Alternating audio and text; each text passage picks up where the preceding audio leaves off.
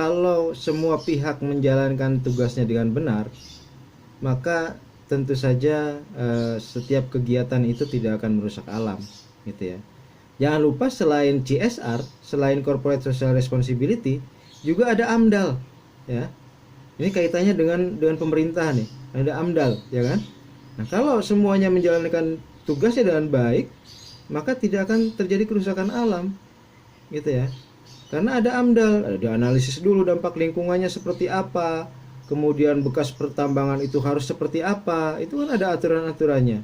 Ditambah lagi ada dana CSR, ya, tanggung jawab perusahaan. Ada namanya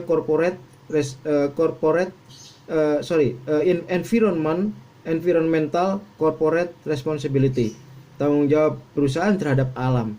Ini juga tanggung jawab perusahaan untuk membuat kebijakan bagaimana bekas tambang itu diperbaiki kembali, gitu ya. Perbaikannya apakah dijadikan danau, boleh saja, atau ditutup kembali, gitu ya.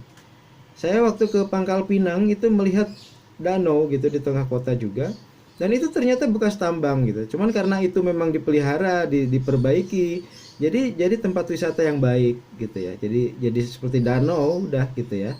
Nah, itu menarik juga. Bagaimana kalau bekas-bekas tambang itu ya dijadikan tempat-tempat wisata misalnya, ya. Itu kan akhir yang baik, gitu. Perusahaan punya dana CSR, bisa dialokasikan ke sana untuk memperbaiki lingkungan, ya, punya environmental corporate responsibility, dan juga kemudian analisis dampak lingkungannya seperti apa setelah selesai pertambangan. Itulah yang harus dilakukan, gitu. Kalau semua dilakukan, tentu saja pertambangan itu tidak akan menimbulkan dampak negatif yang besar bagi alam, bagi masyarakat, gitu ya. Nah, seperti sekarang kenapa banyak lubang-lubang tidak jelas di Kalimantan di mana bekas tambang batu bara? Ya karena memang mereka tidak melaksanakan itu, gitu ya. Mereka tidak mengeluarkan dana CSR, ya. Perusahaan-perusahaan ini quote unquote katakanlah jahat seperti itu, gitu ya. Meninggalkan saja bekas penambangannya, gitu. Dan tidak memberikan dana CSR baik untuk perbaikan alam atau perbaikan masyarakat, gitu. Karena masyarakat sekitar pasti terganggu dengan penambangan itu. Maka seharusnya ada dana CSR untuk kesejahteraan masyarakat sekitar. Belum lagi dengan dampak lingkungan AMDAL-nya. AMDAL-nya seperti apa, gitu ya. Tentu saja ada kebijakan yang seharusnya memperbaiki kembali, ya, bekas-bekas tambang itu, gitu. Jadi saya kira kalau semuanya menjalankan tugas dengan benar, tidak ada suap menyuap, ya, tidak ada kong kali kong, maka semuanya akan jauh lebih baik dibanding kayak sekarang seperti tadi dicontohkan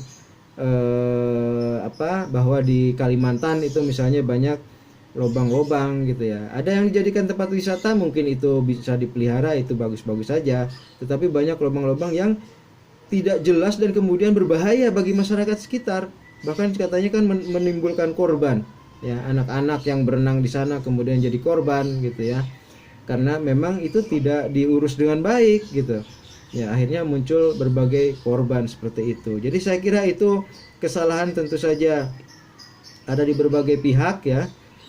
Dana CSR-nya tidak dikeluarkan, kemudian AMDAL-nya juga dilanggar, ya kan. Perusahaan tidak bertanggung jawab dengan kerusakan lingkungan, ya, seperti yang terjadi ya sekarang ini, gitu ya. Jangan-jangan mungkin sering banjir di Kalimantan Tengah dan Kalimantan Timur itu juga akibat dari itu, ya, akibat dari penebangan hutan, kemudian pertambangan yang tidak bertanggung jawab seperti itu, gitu. Jadi CSR ini tidak semata-mata untuk filantropi, tetapi semata-mata tetapi juga untuk kepentingan bisnis, ya.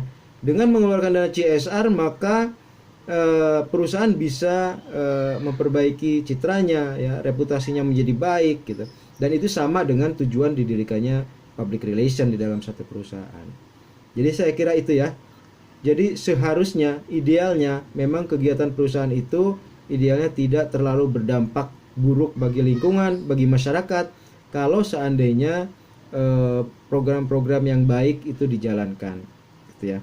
Tetapi itu tidak terjadi karena keserakahan, misalnya keserakahan para pemilik perusahaan yang semata-mata hanya mencari untung, pindah dari satu tempat ke tempat lain hanya mencari untung, gitu ya. dengan konsesi dengan pemerintah, biasanya pemerintah daerah, dan pemerintah daerah juga tidak peduli kemudian dengan kerusakan yang terjadi.